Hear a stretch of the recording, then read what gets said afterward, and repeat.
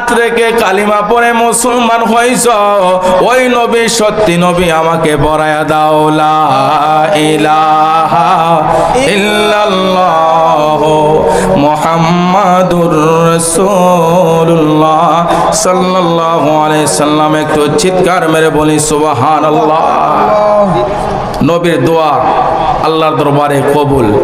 এখান থেকে আমরা শিক্ষা নিতে পারি, মা যদি খারাপ হয়, বাবা যদি খারাপ হয়, যদিও খারাপ তথাপিও মা বাবার সাথে খারাপ আচরণ করা যাবে না।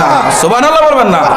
আমাদের সমাজে তো যেই মা গর্ভে ধারণ করেছেন, আপনি যখন মার রেহেমের মধ্যে ছিলেন, পেটের মধ্যে ছিলেন, আপনাকে পেটে লইয়া যখন মা জননী খাইতে গেছে, খাইতে যখন বসছে, ভাত নিয়ে ভাতের লোকমাটা এইভাবে মুখে দিবেন, হঠাৎ করে আপনি আমি মার কলিজার মধ্যে একটা লাথি মারছি। আল্লাহু আকবার। যখনই মার কলিজার মধ্যে লাথি মারছি, মা জননী ভাতের লোকমাটা রেখে দিলেন। মা জননী ঠিক মতে আপনি আমার জন্য খাইতে পারে না। একটু চিৎকার বেড়ে বলি সুবহানাল্লাহ।